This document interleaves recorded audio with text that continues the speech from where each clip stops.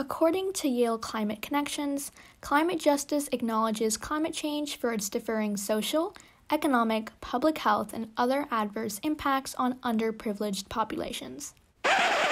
Wait, hold up. Come again? To put it simply, our changing climate has disproportionate effects on historically marginalized communities. Okay, but why? I'm not really seeing a connection here. Can you give me an example? Well, did you know that according to the U.S. Department of Health and Human Services, African Americans are almost 3 times more likely than white Americans to be hospitalized due to an asthma attack?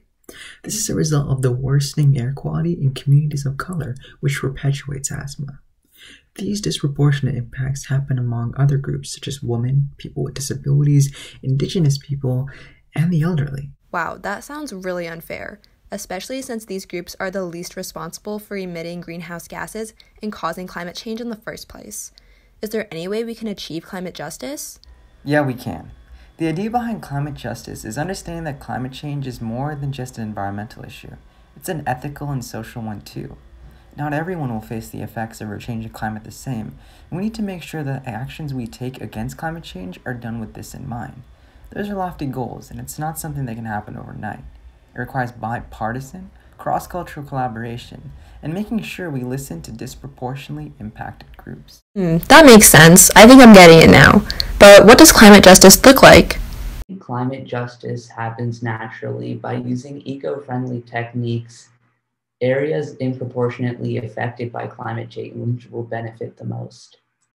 Climate justice means to me that every group in our society has equal access to our Earth's natural resources, independently of who they are and where they live.